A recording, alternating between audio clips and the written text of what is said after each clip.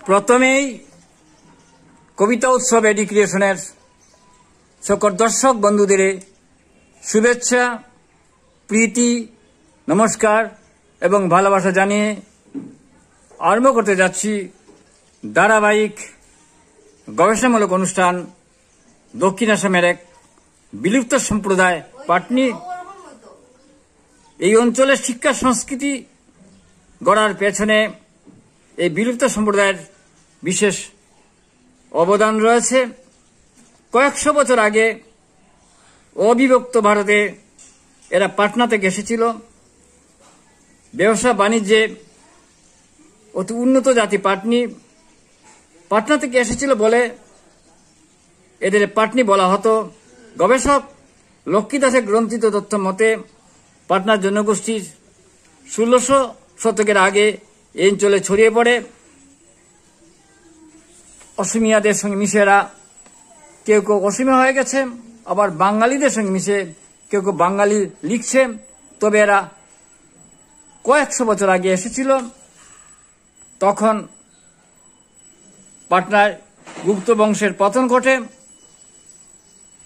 তৎসময় পাটনার নাম ছিল পাটলিপুত্র। গুপ্ত বংশের পতনের পর শেষ শাহ পুনর্নির্মাণ করে নাম দেন পাটনা। উল্লেখ্য 1400 শতাব্দীর আরম্ভতে আরব দেশের শাহজালালের জন্ম হয়। এইসব ইতিহাসের সঙ্গে পাটনা জনগোষ্ঠী জড়িয়ে রয়েছে।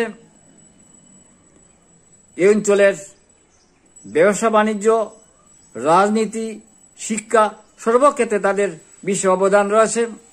তাদের নিয়ে যদি আমরা শিকড় খুঁজাই দেখতে পাবো এই অঞ্চলের এদের বিশেষ অবদানের কথা। আমাদের অনেক সাবকাস্টে পাটনি লেখা হয়।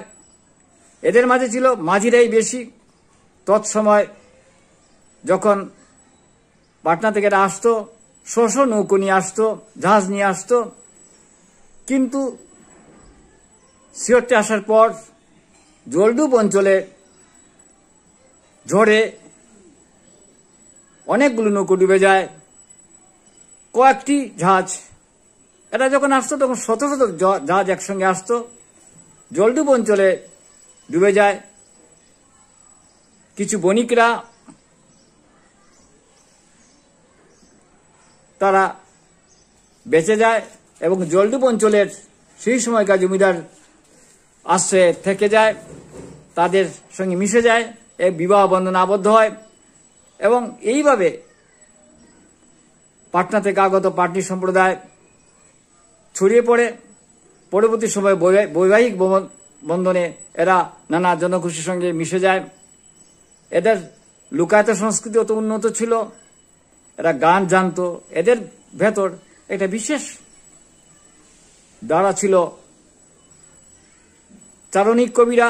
তা যেখানে যেত মাঝি মাল্লা শেষে, কাজকর্মের শেষে গান বাজত, গান পরিবেশন করত। এই নিয়ে তারা আনন্দে জীবনযাপন করত। তারা চারণিক সম্প্রদায় ছিল। সেই চারণিক সম্প্রদায় এখন নেই। এই নিয়ে বিস্তারিত ধারাবাহিক আরম্ভ করতে যাচ্ছি। শুভ নববর্ষ উপলক্ষে প্রতি সপ্তাহে থাকবে গবেষণামূলক অনুষ্ঠান। দেখতে থাকুন। আমাদের শিকড় সন্ধানের গালগপ্প নয়, ইতিহাস ঠিক কুড়িয়ানা হীরকখণ্ড। দেখতে থাকুন কবিতা উৎসব এডি ক্রিয়েশন। মূলত কবিতা চ্যানেল হলেও আমরা গবেষণামূলক অনুষ্ঠান পরিবেশন করে থাকি। দেখতে থাকুন, ভালো লাগবেই। নমস্কার।